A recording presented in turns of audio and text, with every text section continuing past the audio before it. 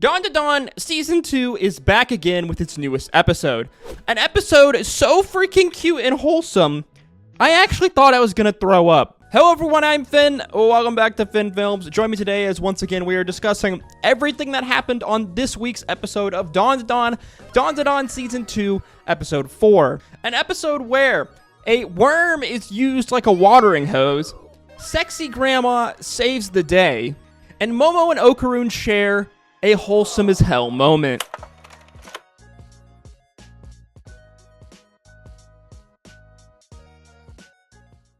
So last time on Dandadan, Okarun and the possessed yokai Gigi squared off in a banger awesome fight scene. Gigi kicking Okarun's ass until my boy finally goes full Giga Chad, hitting full throttle and smashing Gigi in the face over and over and over again, doing his best Dragon Ball Z impression. Okarun finally knocking Gigi unconscious. This being really time I would say that we see Okarun really rise to the occasion in this series, and my boy was straight aura farming. Meanwhile on the surface, Momo is trying to find a way to save both Gigi and Okarun from the worm.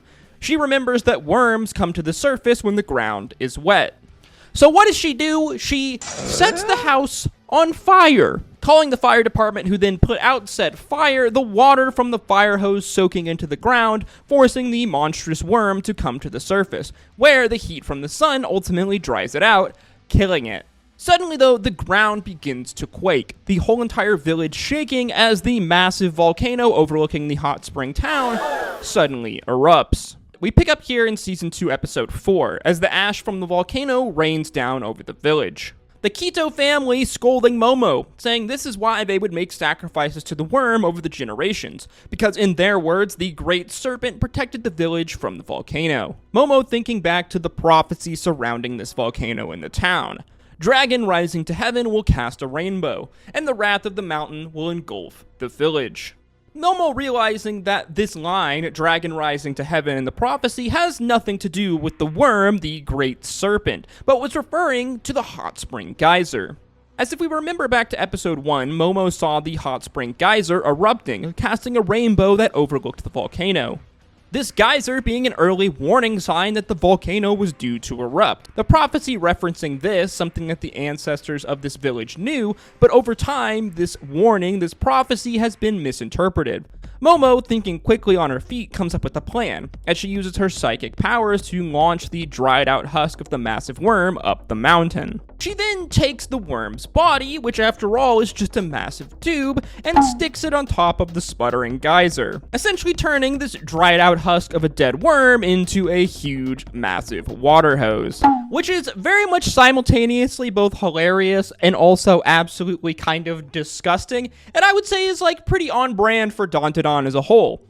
I mean, even in like the most serious moments of this series, Dandadan as a show kind of has a way of still making things absolutely utterly ridiculous and hilarious. Momo begins spraying water across the mountainside, attempting to halt the spread of fires from the volcano's lava and magma.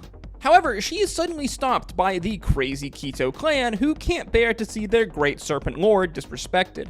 Just as the family is rushing Momo, suddenly the young priest from the town shrine, who wanted to be a bootuber, appears, throwing a flying kick. The monk telling her he will handle these bozos while Momo puts out the fire. The priest revealing that Momo's hot grandma is actually his master and teacher, and that earlier on she informed him that the group of our heroes here were coming to town, but he just thought Momo was a weird tourist. Momo continues to put out the fire when suddenly the body of the big worm is destroyed by a flash of purple, as the yokai-possessed Gigi appears, attacking everyone in sight. The last time we saw Gigi, he was knocked unconscious by Okarun, but it seems he has fully recovered and is still hell-bent on destroying humanity. Meanwhile, Okarun, though, is nowhere to be found. The unlikely group of allies, the Keto clan, Momo, and the priest, then work together to avoid Gigi's attacks, as my man is giga powerful and it literally takes everything they have just to avoid them getting killed. All this energy and effort, though, has tapped out Momo's psychic abilities, right as Gigi launches a powerful kick at her face. Just as it looks like this is it for Momo, suddenly an unlikely ally once again comes to her aid, as we see the Kappa Mantesian from earlier episodes steps in just in time, throwing punches at Gigi. This show really loves baiting us in with like attacks on Momo. I mean, they've already done it like twice, 2 times in this episode, and they did it once before, I believe at the end of episode 2, when Gigi in his juiced up yokai form went to attack Momo, but then Okarun suddenly steps in at the last second. I swear I'm never going to believe that like Momo is ever in any danger if they keep doing this trope and they keep like, she always keeps getting saved here at the last second. It is then revealed that Mantesian is not alone. The cavalry has arrived in the form of Momo's sexy grandma, Taro the cursed mannequin, and Mantesian's son flying a fucking flying saucer. God damn, do I love this anime. I mean, like, what an absolutely insane sentence to utter, especially, like, if you didn't have any context. Like, imagine watching this episode of Dandadan with zero context of what this anime is about or, like, what has happened with these characters. Like, it's absolutely so insane, it would just come off like a complete and utter fever dream. We watch our girl, sexy grandma, fight Gigi one-on-one, actually managing to hold her own, when she sends the sprinting mannequin Taro to attack him. Gigi easily punching it to pieces, but this was all a trap. Inside the mannequin, Grandma had placed a spiritual talisman, the young priest chanting a ritual which then seals the possessed Gigi inside the reforming Taro. Meanwhile, Chiquita in the flying saucer is singing a little song while using the worm to continue to put out the fires. Momo, though, freaks out, realizing that Okarun is still nowhere to be found, remembering that Okarun risked his life to save her so that she could then save him and Gigi. Momo rushes back to the spot where Gigi's house was destroyed, only to see it filled with hot magma. She desperately wants to save Okarun and wants to rush into the magma, but if Okarun was actually in this magma, he would most certainly be dead and likely burnt to a crisp. Yet Momo is still willing to risk death to do this. God damn, man, go find yourself a partner who loves you like Momo does. She is a real one, guys and gals. Chiquita then uses the flying saucer's gravity beam to lift the magma out, dumping water on it to harden it. Momo quickly pulls it apart, revealing a heavily burnt and hurt, but still alive Okarun alive on the inside. As if you remember the last time we saw Okarun, he was desperately trying to save Turbo Granny, when suddenly they were encased and stuck in the worm's sticky goo. This goo then shielding them from the magma, hence how he has not been burned to a crisp. It is here we get what is easily the most wholesome and, I would say, cute scene of this entire series so far, as Okarun falls into Gigi's arm, his head pressing against her. As like the little dork he is, he suddenly pulls away out of embarrassment when Momo, to his surprise, reaches out, gripping him in a hug, tears streaming down her face. Momo apologizing, saying that she was supposed to save them, but she couldn't do anything.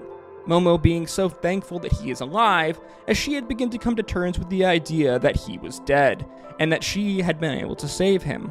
The two sharing this adorable, wholesome, cute as fuck moment that actually brought a tear to my eye and warmed my icy heart, as Season 2, Episode 4 of Dandadan comes to an end. And just like that, another episode of Dandadan down, and an episode that, honestly, I think might have been the most wholesome, cute moment of this series so far. An episode and a moment so cute that I legit thought I was gonna throw up. You see, I think that's kind of the thing about Dandadan that has made it so popular, that has made it, very quickly in the last year, be one of the most popular anime of all time when it debuted, easily becoming, the kind of best anime of 2024. I think that Dandadan hits like every single thing that someone would want in an anime. It has something for everyone. It is simultaneously hilarious while being wholesome as hell, has a adorable romance, and also badass, insane fight scenes. In this way, it really does have something for everyone. There is something in this anime that every single type of anime fan could enjoy. This is gonna sound crazy, but just hear me out, but in many ways, it reminds me of Naruto. Like, Naruto at its core is a kind of battle shonen, specifically centered around a group of friends and their relationship with one another, but it also has all of these things together. Naruto, both Shippuden and the original series, are both hilarious. There is so many moments of insane, zany comedy that are strewn throughout this.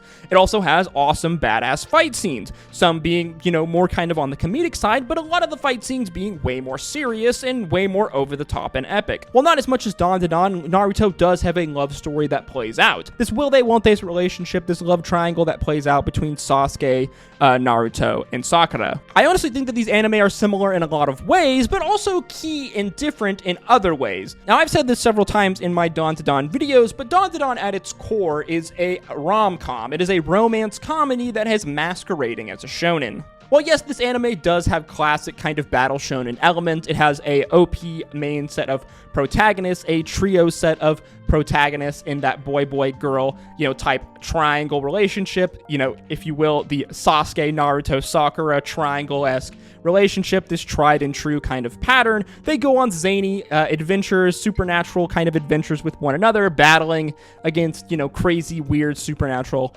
foes. At its core, though, Dandadan is a rom-com. It is a romance comedy, a will they, won't they relationship between these two primary characters, between Momo and Okarun. While yes, it incorporates many themes of traditional shonen, there are plenty of fight scenes and crazy over-the-top comedy moments relating to these kind of shonen tropes.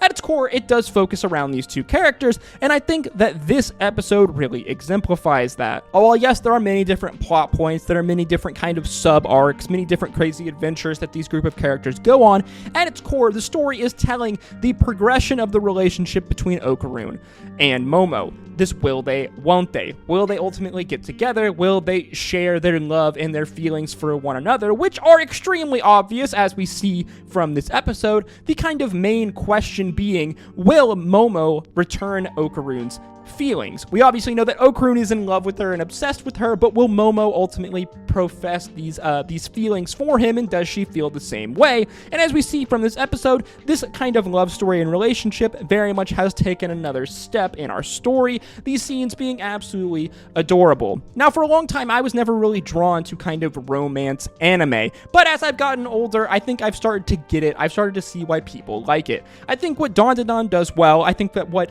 animes that have romance do well is able to make you actually care about these characters and care about the relationship with one another. I think that really that's the hardest part in creating a romance anime, is getting buy-in from the audience for the relationship between these two characters, making you care about these two characters, and I think that the show has done this really well.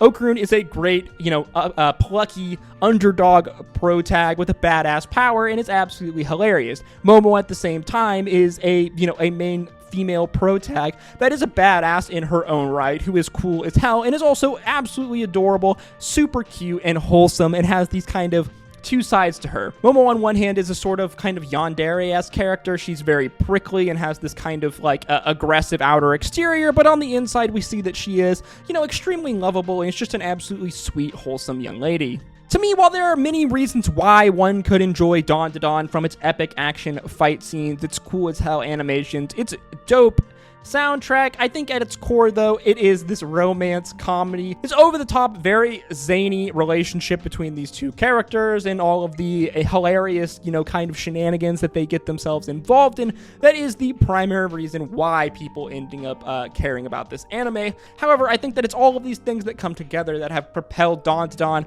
into being the mainstream behemoth that it is today, and aside with Solo Leveling, probably the most popular new anime to come out in the last few years.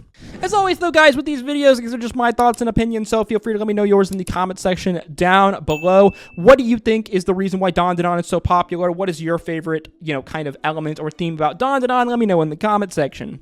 As always, guys, if you did enjoy this video, please make sure you like, comment, and subscribe, as that is the easiest way to support me, and it really does go a long way in putting these videos into the algorithm. If you did like this video, then want to check out some of my other anime content on the screen now, and as always, I hope to see you in the next one. Stay safe out there. Until next time, peace, love, adieu.